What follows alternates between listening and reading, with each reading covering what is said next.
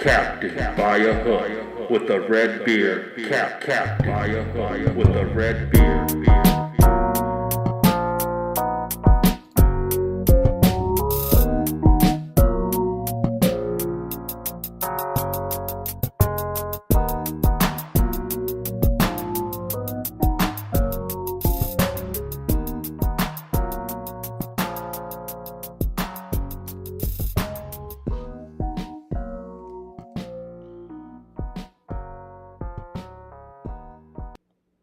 Yes, sir. Biggity, back on a icky Monday. It's Monday, man. Know what that means? Only a few weeks left in the season. Sorry. Still looking at lines for the night. There's so many games I like. Try and narrow it down. Narrow it down. Down. Down. I'm going to throw that one in there and check it out a little later. How the hell we doing out there, man? College football over the weekend. Definitely want to talk about that. And, sheesh. I'm not going to be too rude. Boring. How I felt about week 0 in college football. However, it was kind of the calm before the storm, I guess. Huge slate of college football coming on starting Thursday, 3 days from now. Today, after the show, I will be diving into all week 1 lines over the NCAAF.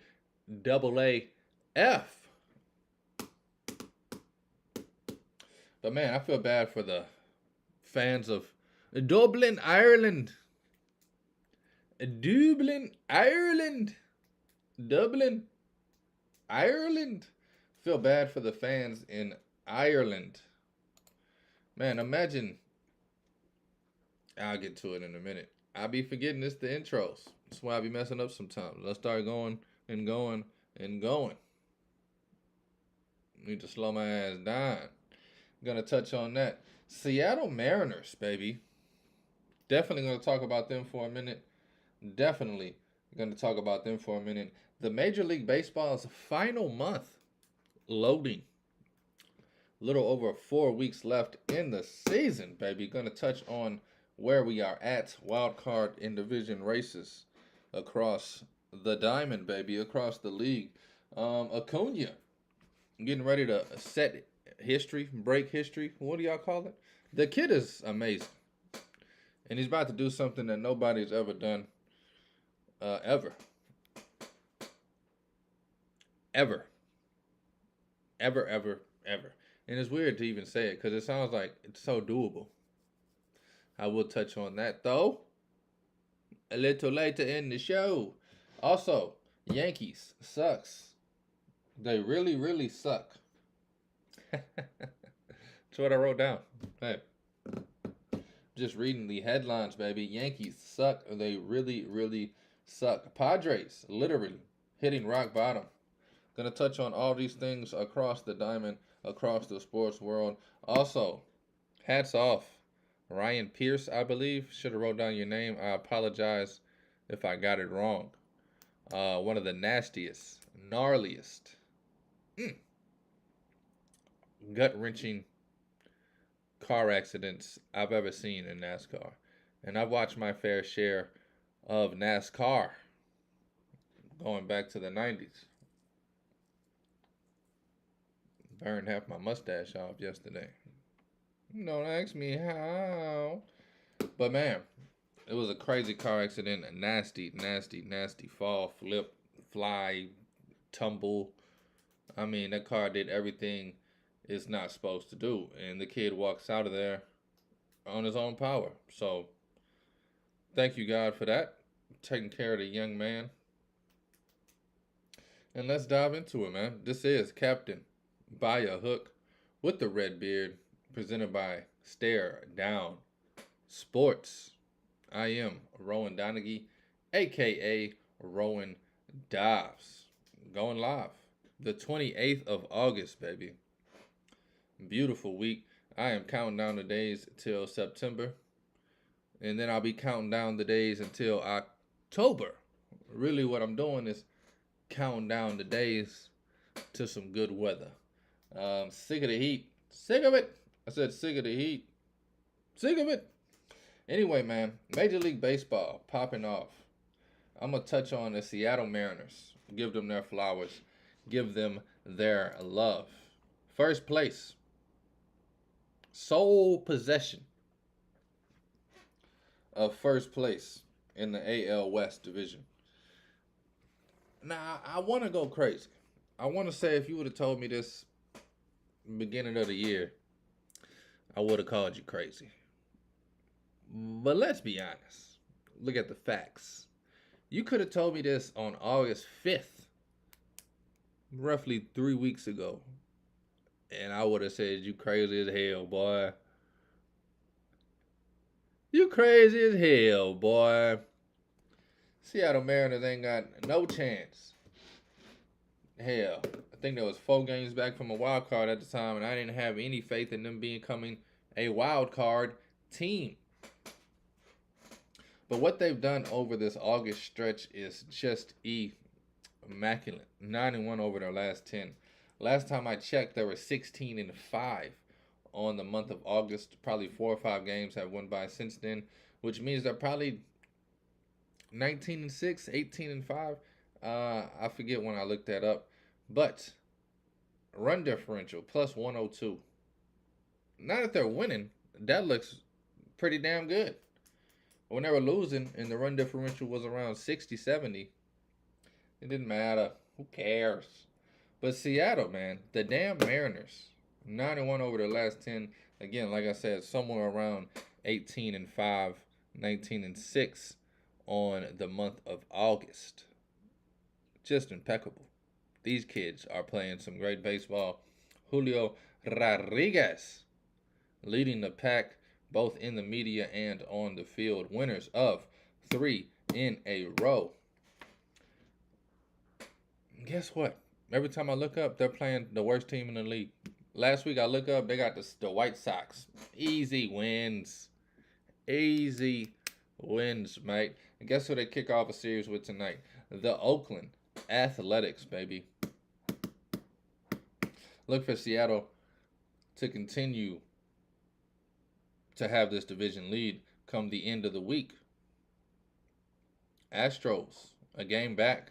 Winners of 2 in a row. However, they're 4-6 over their last 10. And this is the heartbreaking part of it. Not heartbreaking for the fans, for the franchise. Heartbreaking because this is the team that I believed in the most out of all the surprise teams. Beginning of the season, you had Orioles.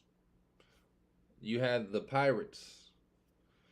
You had the Reds, Cubs, Diamondbacks, and then the Rangers. It was 6 teams that's been pretty trash, just to be nice, or get it out the way. Pretty darn trash. They come into this season, and they're good. They're really good. Now, I thought Baltimore was a little young. Pirates hit some unfortunate injury issues. Let's see. The Reds. I knew there was most of their players was getting called up this year. I knew they was too young. Cubs. Hey now.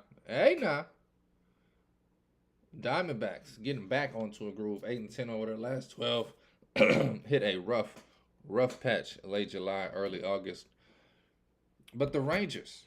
I said this is the team I believe in the most to actually be competitive once playoffs come. And of course they still can. But 1-9 over your last 10. Losing the first place in your division, not to the Astros, which everybody thought would be the team to catch you, but to the damn Mariners. Embarrassing. Simply embarrassing. But 1-9 over your last 10 is horrible. You got 6 above average pitchers. Your lineup all season has been literally one of the best at putting up runs in bunches.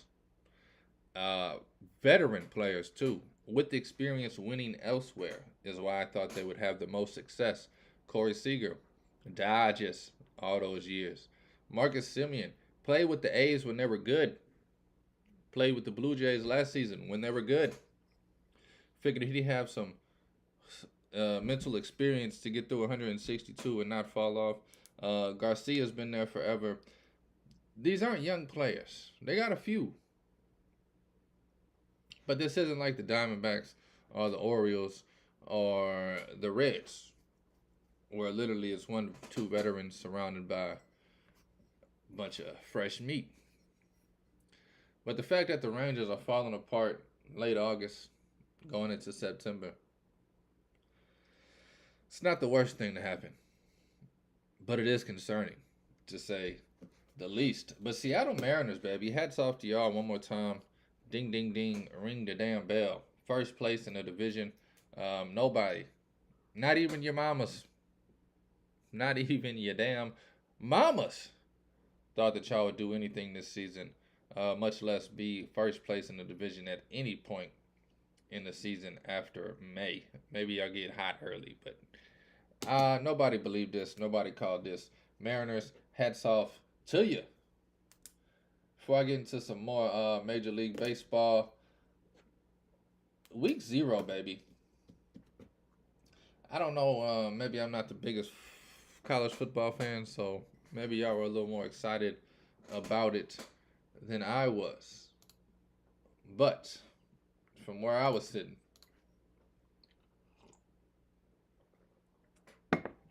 I felt bad for the fans of Dublin, Ireland. Ireland. Imagine paying all your money going to see some American football. Oh my God, I hate when they do this, man. Sorry.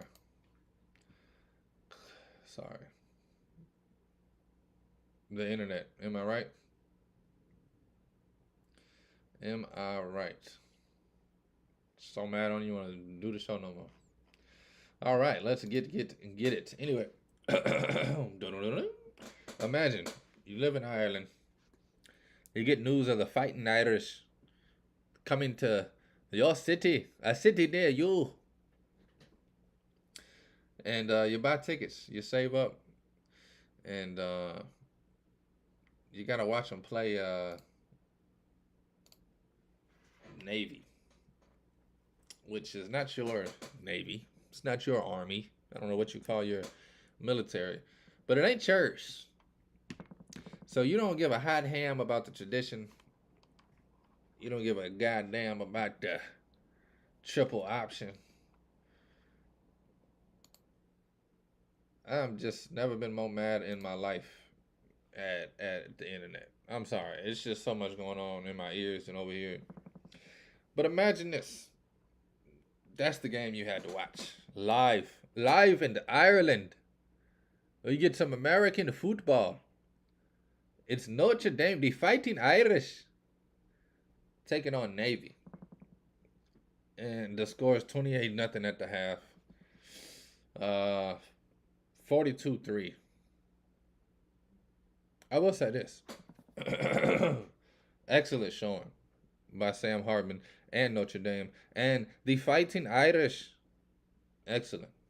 I mean, you did it against Navy, so I really don't give a hot ham.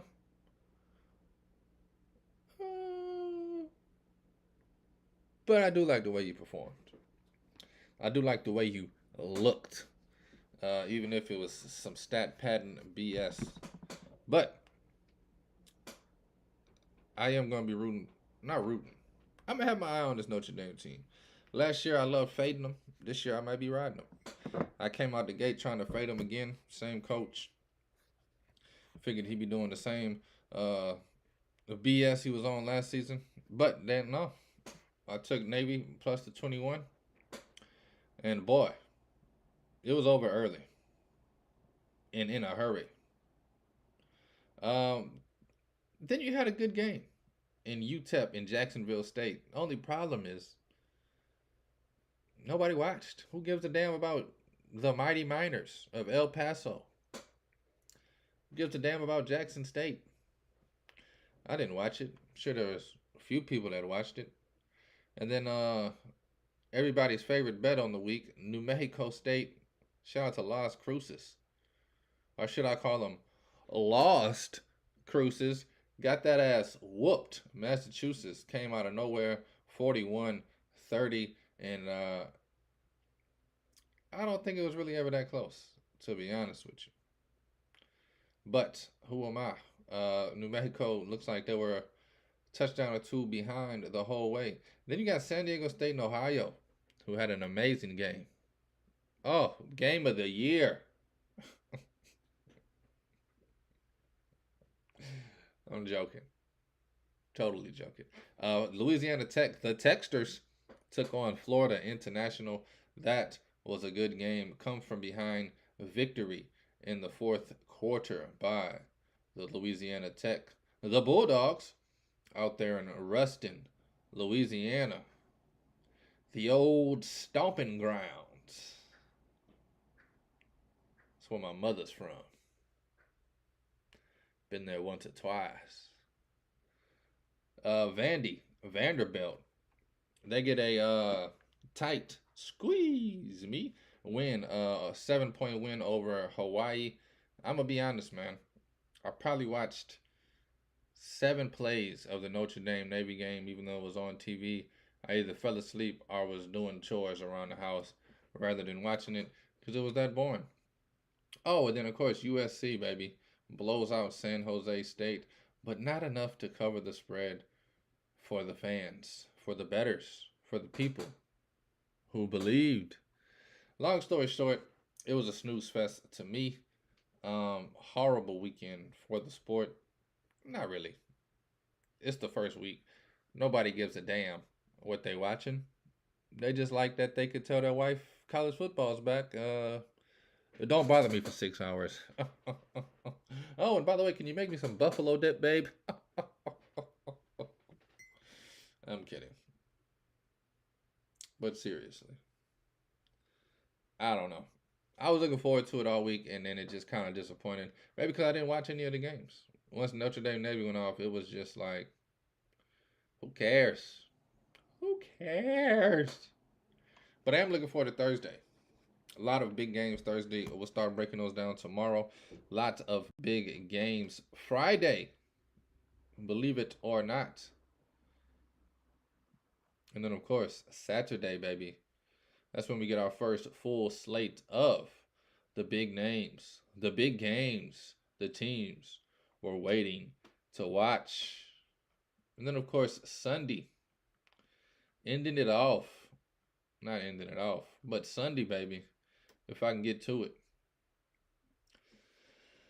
Whew! Can't wait for that LSU, baby. Start this season off. 2 other games Sunday. Looks like some good ones. Nice Big Ten action in the morning, followed by Oregon State and San Jose State. Probably going to be a good one. And then Monday night, we get the ACC thriller. The ACC thriller, Duke and Clemson, baby. Monday night. I am looking forward to this weekend. I will start breaking and busting down these games and game lines starting mañana. It's going to be a lot to go through, a lot to break through, a lot to talk about. As always, every Wednesday, we'll have my full slate of bets for the week in college football. Friday, I will touch up on the Saturday games. Wednesday will be a lot of the Thursday and Friday games because I got to get it to you early, like you're in a damn hurry. But yeah, man, I feel bad for the damn fans in Dublin, Ireland, have to watch that boring ass game. But let's jump into some baseball talk, man. This is the time of year where baseball actually matters. Let's see what the hell is going on over in Southern California. Padres falling apart. Manny Machado can't stand it anymore, losing 3 in a row over the weekend. Winners of 3 out of the last 10. 20 games back in the division, now 8 games back from a wild card spot. It is not impossible, but boy, are the odds stacked against the best lineup in baseball. I don't know how you can have this many good players and be this trash. I do know how. But that answer is nobody gives a damn. That's why. You're getting paid too much. They don't care about winning. They care about looking pretty. Give a damn about the playoffs. They getting $400 million a year to blow off. You gotta have some hunger in your belly. The belly of the beast, not the belly of the fool with pork loins. Not the belly of the just left the buffet line. I mean, something. It's either nobody gives a damn in San Diego. There's no leadership in San Diego, which both of those I think is true. This team plays down to their competition because they think they're that good in San Diego. That could be it. That could be it. Or the fourth thing I have, because I am from a city of voodoo, maybe, just maybe,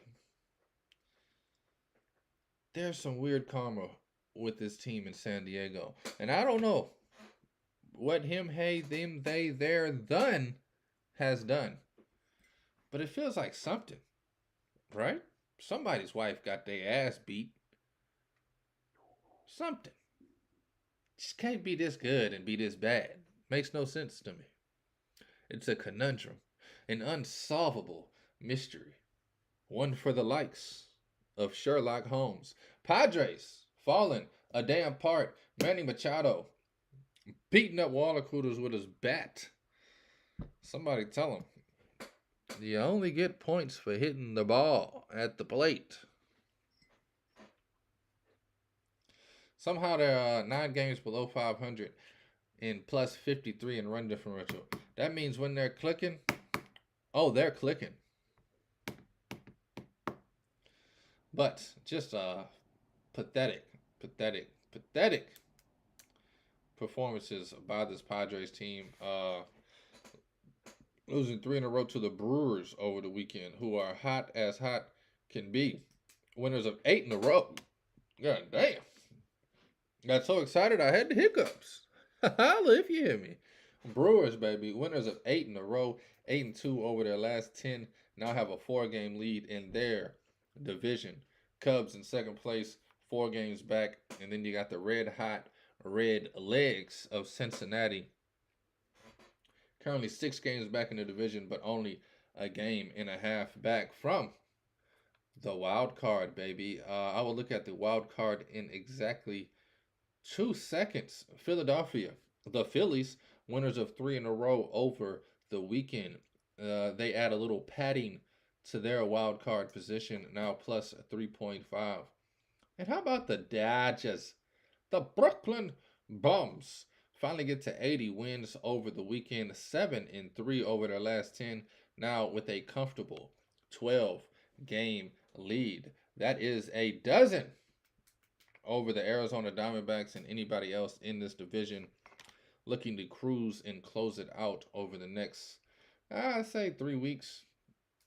I think they close this thing out as soon as it hits around 13 games left.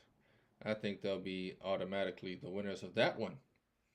Same thing with the Braves of hot Atlanta, who have Ronald Acuna Jr., who could be, and I think he will be, the first player in the history of this beautiful sport to have 30 home runs. Yes, 30 of them.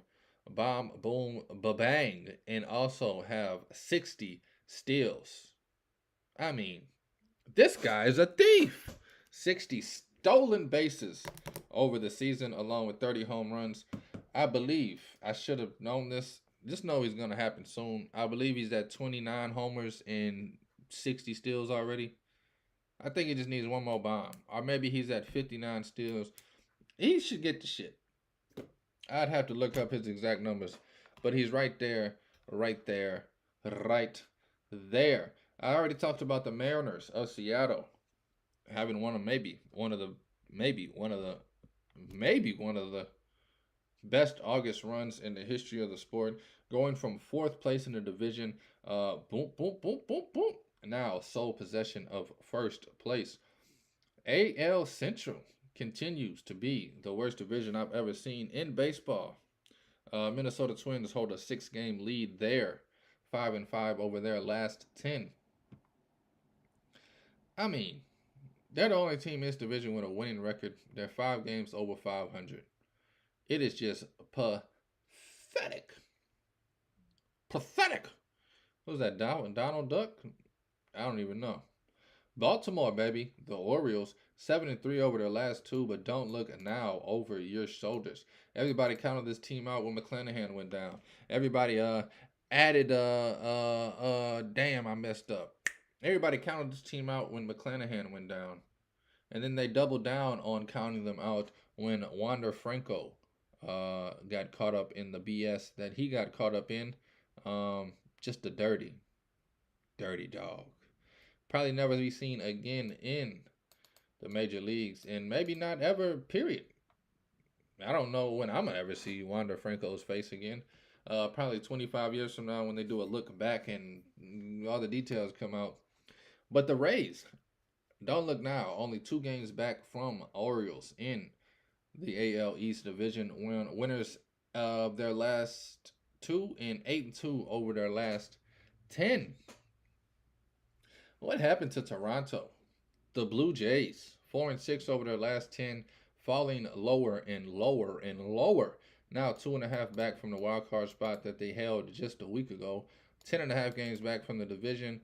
Then you got the Red Sox, 12.5 back from the division, 4.5 back from the wild card game. And then there are the worst team in the league, the Yankees.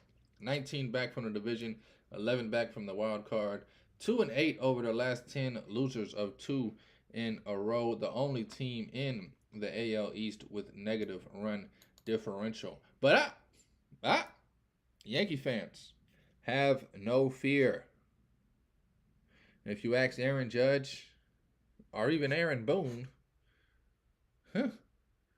maybe it's the Aarons that are local, man. They still have a fighting chance, they say. It's right in front of us. We just got to go out there and grab it. Lose the next 8 games in a row. It's right in front of us. Loses 7 games in a row. We just got to grab it. It is hilarious watching Aaron Judge and Aaron Boone try to convince Yankees fans that they still have a damn chance. Oh, don't worry about it, Yankees. Padres suck as well. Look at this wild card positioning real quick before I give out my bets for tonight. Got 5 live ones for you on the line. Hopefully, we can fillet them up and make a good meal. All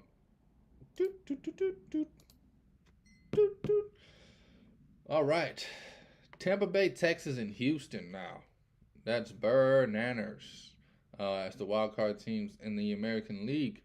Toronto, 2.5 back. Boston, 4.5 back. And then there's a huge, gargantuan gap till you get to the Angels, who are 10.5 back.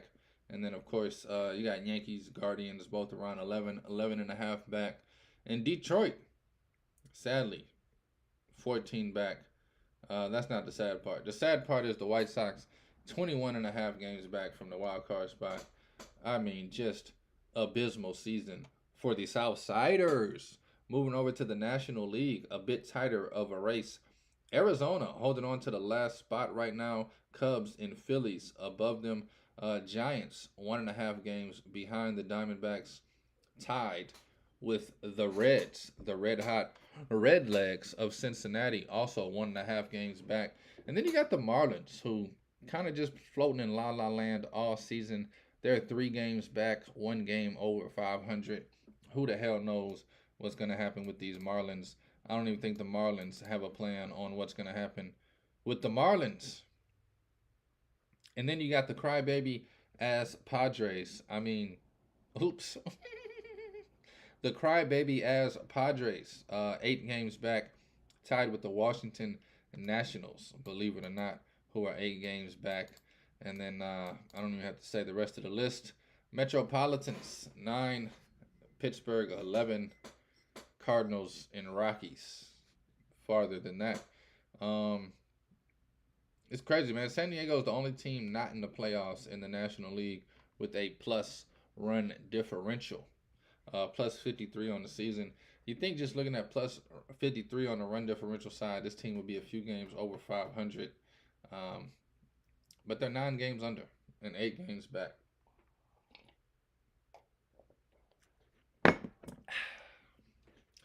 Manny Machado, baby. He gonna cry in the car. All right, let's look at some games for tonight. I got 5 of them in a possible. But let's just throw out these 5. Phillies, baby. Give me the Phillies on the run line, plus 135. Taijuan Walker taking on Lucas Giolito, as I like to call him, Lucas, and give up 9 runs before the 4th inning. Lito. Give me the Phillies on the run line, baby, plus 135. Gonna back them while they're hot. Orioles, the O's in Baltimore. Give me them on the run line, taking on my Chicago White Sox. That should be an easy one for the O's at home in Baltimore. Give me Baltimore Orioles minus 1.5 on the run line, minus 120. 120. Pirates, money line, minus 115 on the road, taking on the Royals of Kansas City. Give me the Pirates on the money line. Ovi Ovalito. That's not his name, but it's close. He'll be on the mound for the Pirates. My guy, love this young pitcher and how he is maturing and the rate he is maturing at. Also going to fade Greinke, Zach. Even though I love him to death, Zach Greinke's taking the mound for the Royals. Give me the Pirates on the money line, minus 115. Now this one, as much as this team has done in August, I have not been able to find the groove for them, probably because I despise them so much. But give me the Mariners, man, taking on the Athletics. I feel like they're 18-5 on the month. I bet on them the 5 games they lost. But I'm going to go tonight, Mariners minus 1 and a hook on the run line, taking on the Oakland A's. I mean, the Athletics are that bad. Got to take the Mariners on the run line, minus 125. And then the last bet I have scares me a tad, but the Giants have been ice, baby. Mess that beat up. Give me the Cincinnati Red Hot Red Legs on the money line, even money just for the Red Legs to pull out a victory with one of their best pitchers on the mound. Abbott. I don't know. Give me the Reds, baby, on the money line, even money. That is Phillies on the run line, Orioles on the run line, Pirates on the money line, Mariners on the run line, and then the good old Cincinnati Red Hot Red Legs on the money line at even money. Those are the 5 bets I am rocking with tonight. A lot of college football talk coming up this week, leading into week 1, and then maybe even a little NFL talk as well. But baseball, baby, is at that time of the year. Teams fighting for positions. Teams playing their best, leaving it all on the field. Exciting times. I cannot wait for playoff baseball. Some of the most exciting games you'll ever watch is a playoff baseball game that's 1-0 in the 8th. I love it. Love it, man. Anyway, thank y'all for listening. Thank y'all for watching. Thank you for the love, and thank you for the support. This is Captain by a Hook with the red beard, presented by Stare Down Sports, staredownsports.com. Pretty much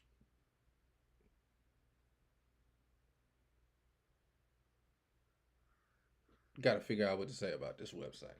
I mean, it's a place to go for news, updates, written form of my bets. I don't know. I love it though. Presented by Stare Down Sports. I am Rowan Donaghy, aka Rowan Dobbs. This is Captain Bob Hook with the red beard, going live on the 28th of August. Coming at you, baby. Again, thank y'all for everything. Please take all wagers at your own risk, and please gamble responsibly. Dobbs.